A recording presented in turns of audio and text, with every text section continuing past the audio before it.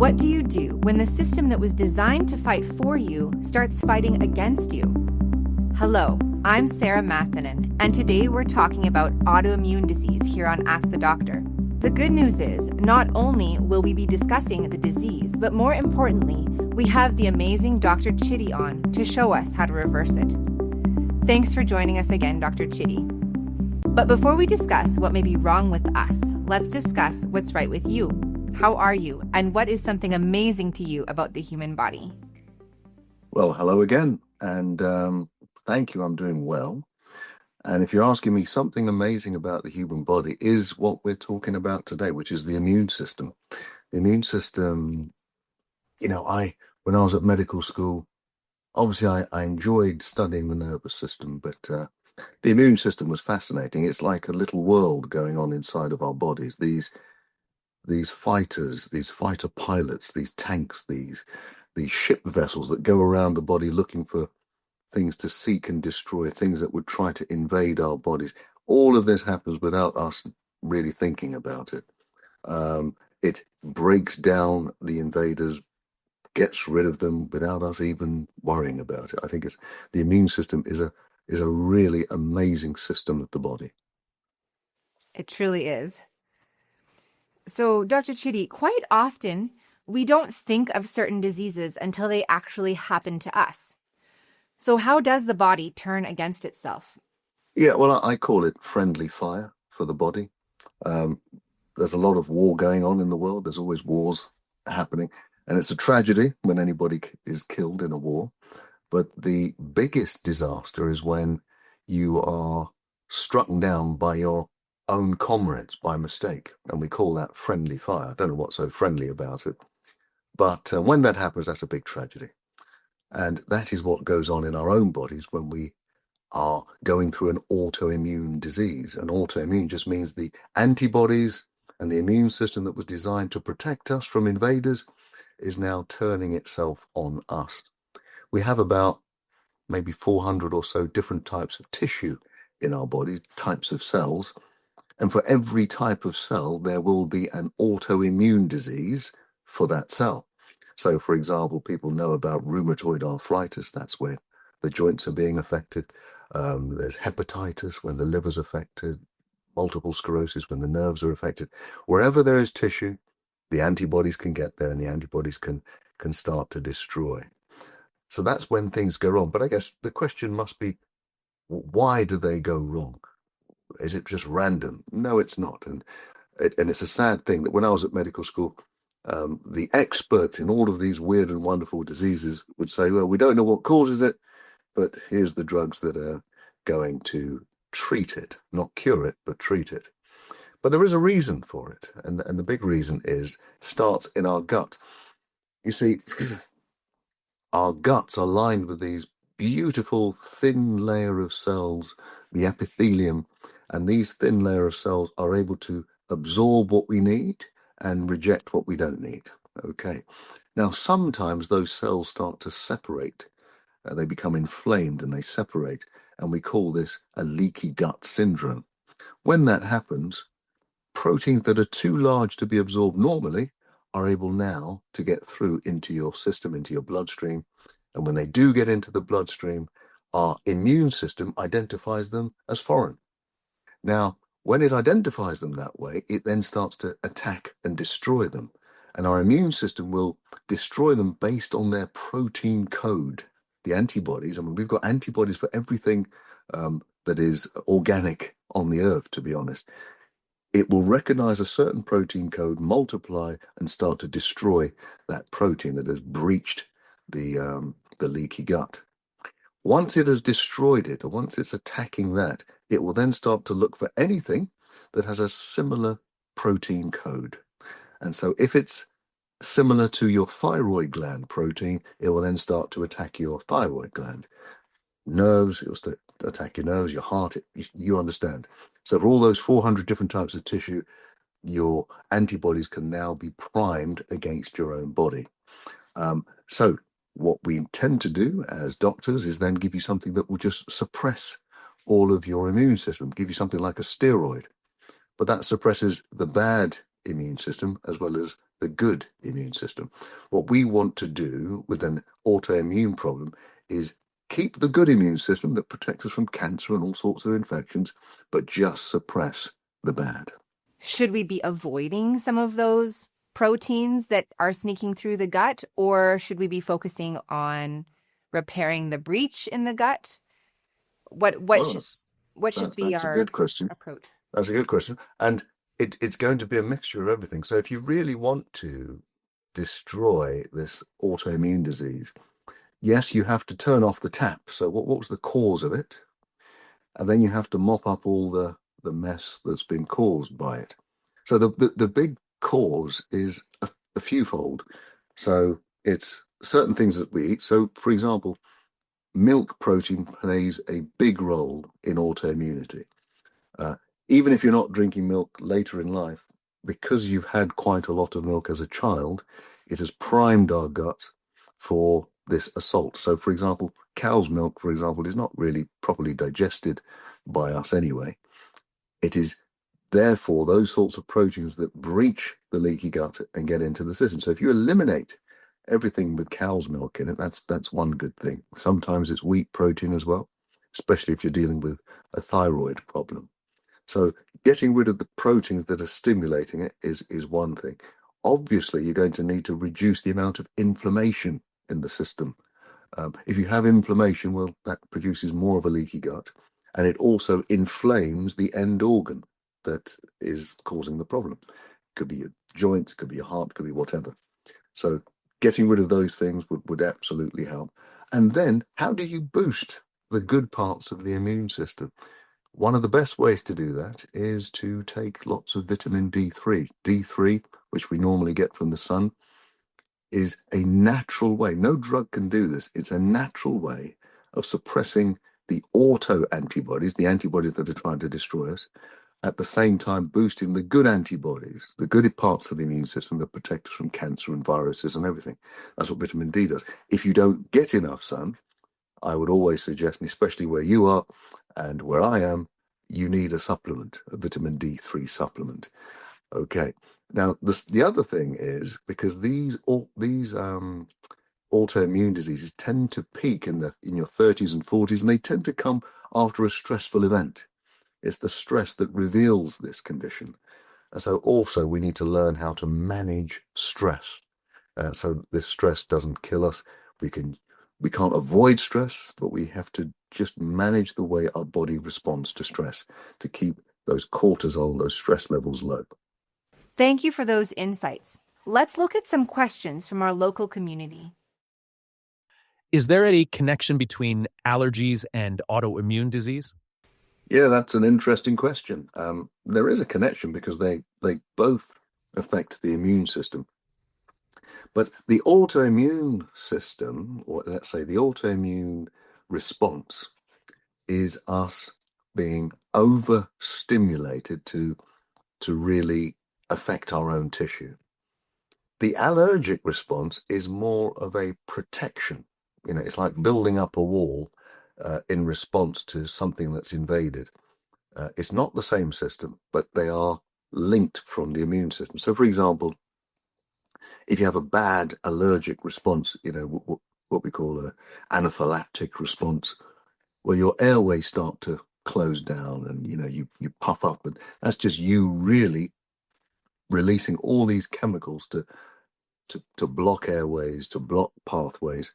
It's not the same as an autoimmune response. An autoimmune response is really mediated by our antibodies that are trying to internally fight a problem that actually doesn't exist. So allergies, and we call it atopic diseases, allergies, eczema, asthma, those are just hypersensitivities, whereas autoimmune problems are where you are hyper, I would say, doing lots of damage and violence to your own body. I had a friend who's been managing her multiple sclerosis with chemo and other drugs, but is it possible for her to be completely reversed? Have you ever treated such cases? Well, yes, I have treated many cases for multiple sclerosis. And in fact, one of the most recent, if you asked me 5 years ago, about whether multiple sclerosis could be reversed, I would have said, well, it probably can't be reversed, but it can be stopped in its tracks. I mean, there's a big study that is still going on. I think it's between Toronto University and the University of Oslo in Norway. Both places, Canada and Norway, have lots of autoimmune disease because you don't have lots of sun.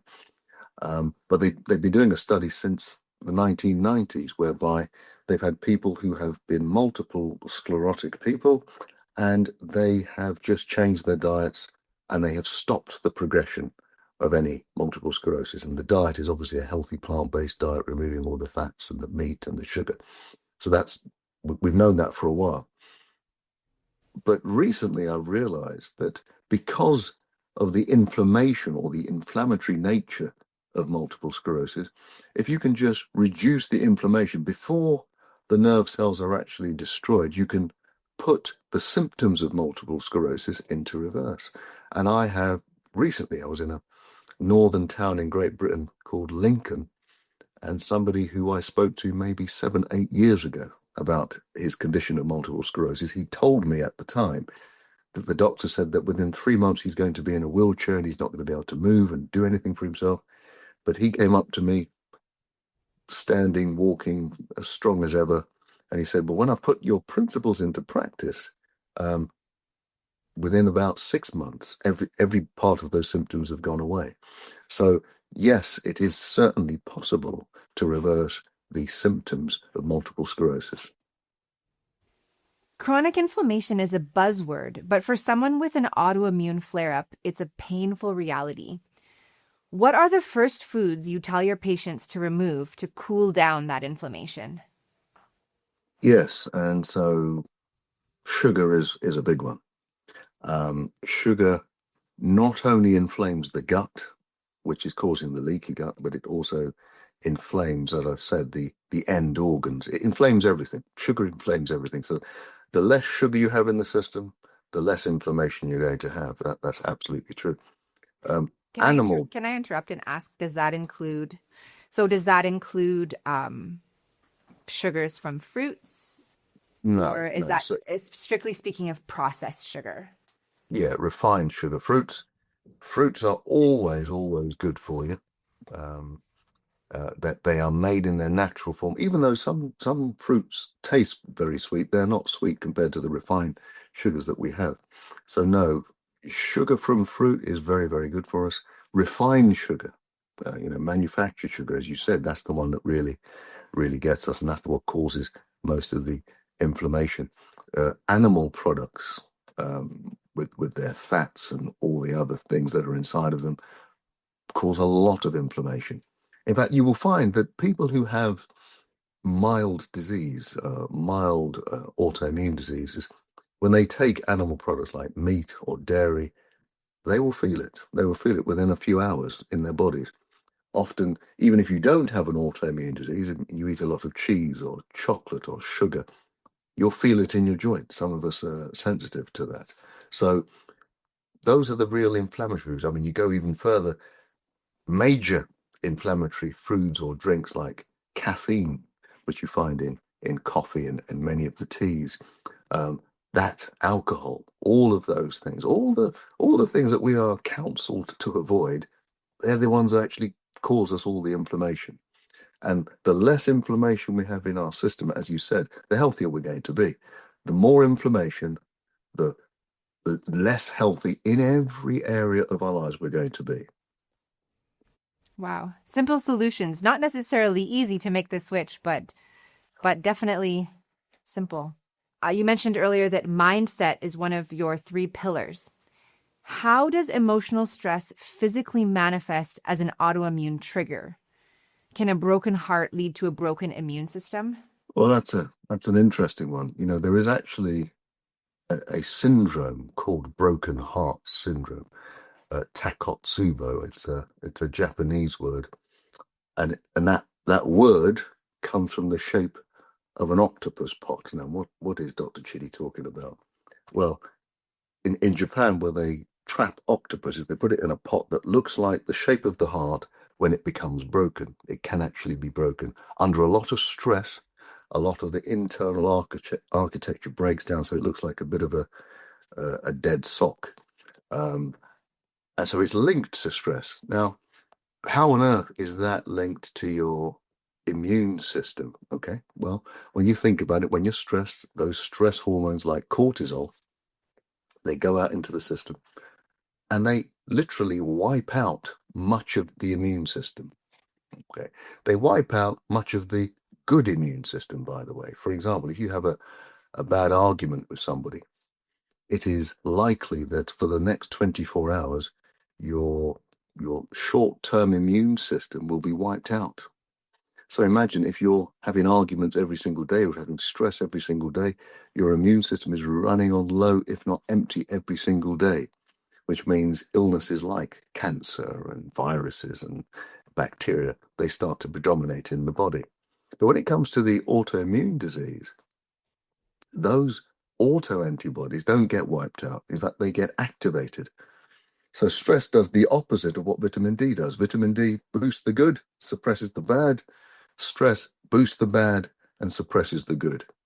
So the more stressed you are, the worse your outcome will be with autoimmune diseases. And it's almost every time I've come across somebody who's had an autoimmune problem, the flare-ups happen when the person's been through a lot of stress. So we're going to have to learn how to overcome a lot of these stresses. And, when we're talking about mindset, at the heart of all of these mindset tools is this difficult word, and it's called forgiveness. If you want to get to the heart, if you want to learn to have a peaceful life, you're going to have to learn how to forgive. Forgive yourself, certainly, and to forgive others, to let go of those problems of the past. You might think that you can never forgive that person because they've hurt you so badly. Well, by not forgiving, you are hurting yourself so badly. And this is a problem that we all need to come to terms with. It is for our own good that we learn to forgive. It's for our own good we learn to understand. It's for our own good that we learn to let go. Wow, our minds and our bodies are so connected. Let's talk about vitamin D, Dr. Chidi. Is the sunshine vitamin a factor in preventing or reversing immune regulation? Yes. And, there's been many studies done throughout the world. And one of the biggest study that was done on multiple sclerosis, which is an autoimmune disease of the nervous system, and especially where people live in the world compared to how much the incidence of multiple sclerosis is. And the people on the equator have the least amounts of multiple sclerosis. And the reason being is because they get more sun. And the more sun, the more vitamin D. When sunshine hits the skin, it converts cholesterol into vitamin D. That vitamin D then goes to the kidneys to become activated to vitamin D3. And that is the powerful thing that does so many things, but definitely prevents things like autoimmune diseases. So this is irrespective of their diets. When people are living along the equator, getting exposed to a lot of sun, there are low levels of any autoimmune disease. And so, as I've said, vitamin D then is able to suppress those autoantibodies whilst at the same time boosting the good antibodies. And I often say to people, we need to take, if you live in a northern hemisphere country, you need to take something between 5 and 10,000 of international units of vitamin D every day. Whilst you're going through an autoimmune disease, you need to raise that. And whilst you're going through things like cancer, you will need to raise that. But that is certainly essential. Good reason for those of us in a northern climate to take a hot holiday. Absolutely. Absolutely. So what about sleep? We know the body heals when we're resting, but how does sleep play a factor in the fire of inflammation?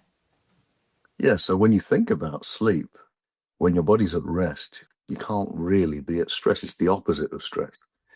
So all of those stress hormones, they go to sleep as well. That allows your body, as you say, to repair. And the more deep, lovely, restful sleep that you get, the better your body is able to repair. Repair not just your immune system, but every system of the body. In fact, whilst you're sleeping, your body is repairing the arteries. There may be slight imperfections in the arteries. That's being repaired.